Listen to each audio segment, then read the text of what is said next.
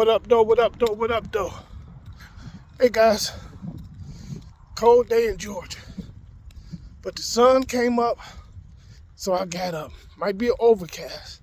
Maybe some rain. But there's some sunshine somewhere in there. So we got to get out today. We got to find it. It's a little chilly. Again, a little wet. But boy, this is a day that the Lord has made, so I'm going to rejoice and be glad in it. Good morning, good morning, good morning. Last night around 3:13 a.m., I woke up with a word on my mind, a word on my spirit.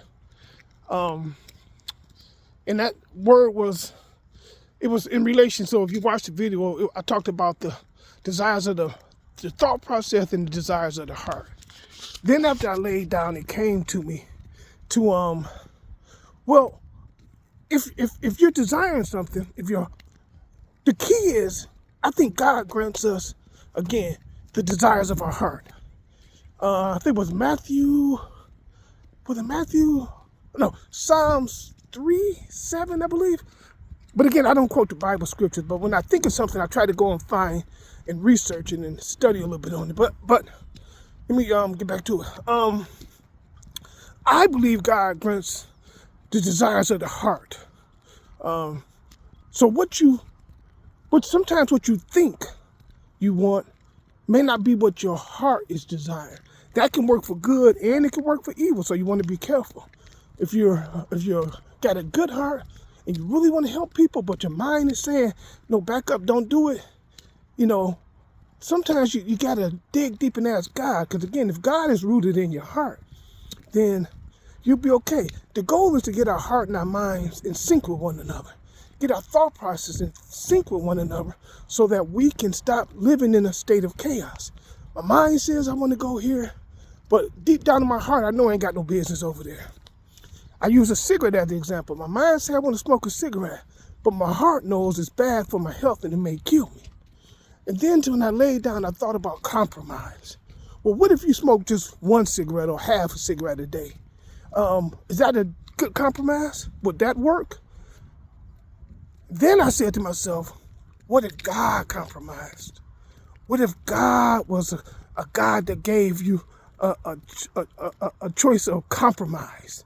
You either do and be obedient to what God is saying, or you don't be obedient to what God is saying. Both have consequences. But what if God simply said, okay, I compromise with you. I compromise with you.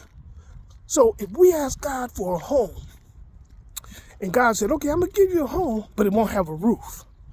Or we have God to bless us with food because you got to feed our family. He said, I'm going to give you food, but I'm only going to give you enough to feed half your family. That's a compromise. So I don't think when it comes down to the desires of the heart, I don't think there is a compromise. Either you're in or you're out. Or you're studying like I am or learning like I am to be all the way in. See, I don't want God to compromise on the desires of my heart.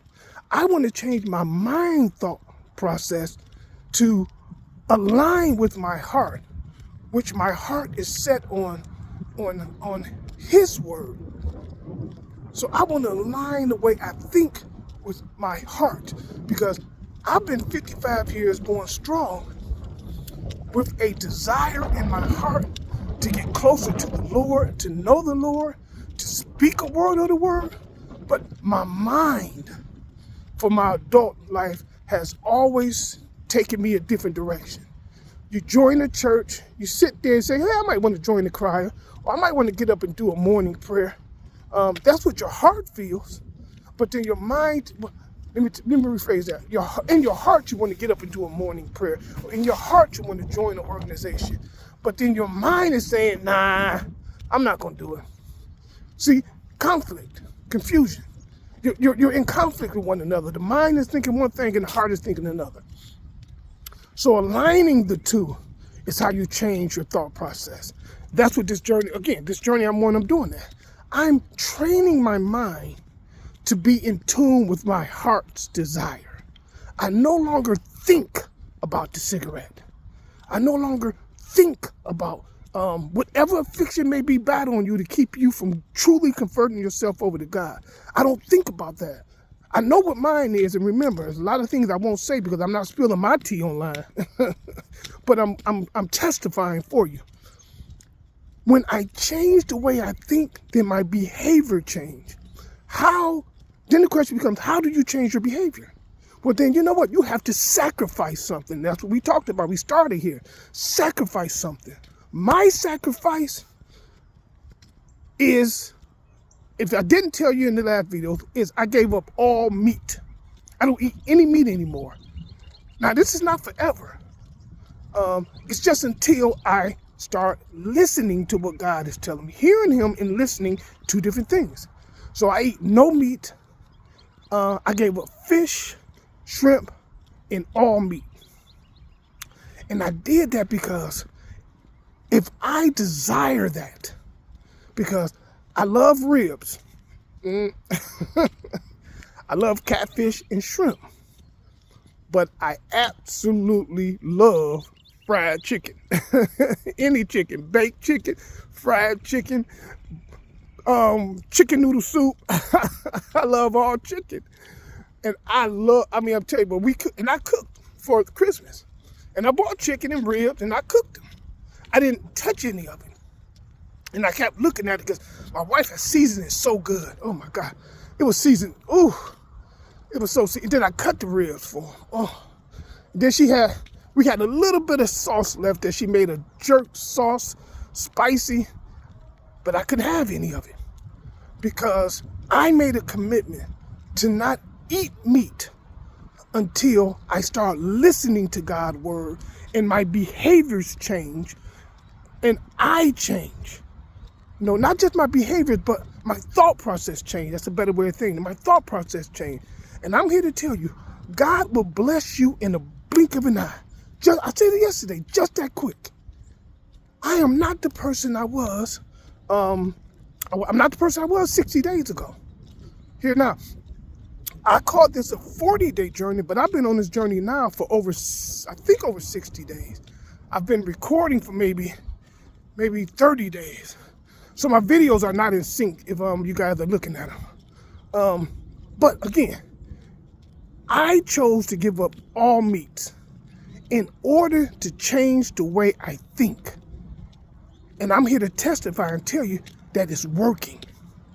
It's easy to backslide. It's easy to backslide if your heart's not in it. But there's no compromise in me and my heart because I don't want God to compromise on my blessings. You know, I'm going to elevate to the next level. I want to elevate beyond what I have.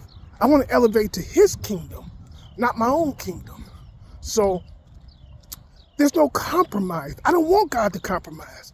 I don't want my, God forbid, in the name of Jesus, for anybody who's out there. We don't want our health to fail and God compromise on that. You know, we don't want that. And to piggyback on some of the other things I've been saying is to live in fear is a form of compromising. Oh, I'll live in fear. So fear is driving me to do certain things, but it's the desire of my heart. I'd rather have a fearless heart or fearless mindset, knowing that God has got me no matter what happens, as a testimony. When my time comes, I know that I'm going to be okay. That's living fearlessly. I don't want to live every day worried. That's why this life is so amazing. Because even in your worst, if you know he got your back. You know no harm can become of you, can fall upon you. And if it does, then you know God got you. Knowing that is a fearless mentality. Meaning I can get up every day and walk into the unknown, which we all do, fearlessly. I don't want to get up every day and be afraid. I go to work and I'm scared I'm going to get fired today. You know, so I pray to God. In my mind, I'm telling me I'm going to get fired. And my heart feels like I might get terminated. My mind is doing this. I'm in conflict, so I'm in a place that I don't want to be. So when it comes down to to living, I want to live fearlessly in the Lord. And when it comes down to the desires of my heart and my thought process, I want them to be aligned with God's word. Therefore, I can live fearlessly and without conflict and confusion. And I spoke on conflict and confusion when I talked about the marriage. If you and your wife are praying for two different things on two different levels, she thinking blue, you thinking red, she's going left, you going right, you got two heads on that unit, on that body, and two heads trying to control that house, you chaos. That's all chaotic. All chaotic. So on this day, I just wanted to drop that as a part. Kind of, I put this on the part 2 of what I did. 3:13 a.m. part 2 is how I'm gonna title it. But boy, we live in conflict and confusion, so we have to align ourselves. So positive motivation for the day is get in alignment, get your thought process to know what your heart, and you got to figure out what your heart wants. That's another thing. I had a hard heart, and it's getting soft, but everything my heart desired, I'll give y'all this, another testimony. Everything I set my heart to, everything my heart desired, I accomplished. Everything. If it's something my heart wanted, if it's something I put my mind to and didn't accomplish because it wasn't in my heart. But when I tell you everything that I had set my heart on, and I aligned, and I'm gonna tell you, I guess this too. Well, let me back up. Everything I thought about, I accomplished. Some of it was desires of my heart, but a lot of it was with my thinking. So that's a better way of saying it. If I think I want something, I go after it and get it. I figure out a way to get it. But when I get some things, I have guilt. So yes, this is the way you want to say it. So that guilt means that my heart and my mind are in conflict. I accomplished the goal that my heart really wasn't set on. So then I have some kind of, some guilt sets in on that. See, this is my struggle. So remember, this is not for everybody. This is my testimony, my journey that I'm sharing with you all. So now today, I am learning to align my thought process with the true desires of my heart. Because God knows my desires of my heart. God knows that I've always wanted to talk or to deliver some word, a word. And this is the form that he's given me to do it in. And again, it's allowing me to align my thought process with my heart. So instead of waking up every morning thinking about chicken, I now wake up every morning thinking about my walking, then having a word with God.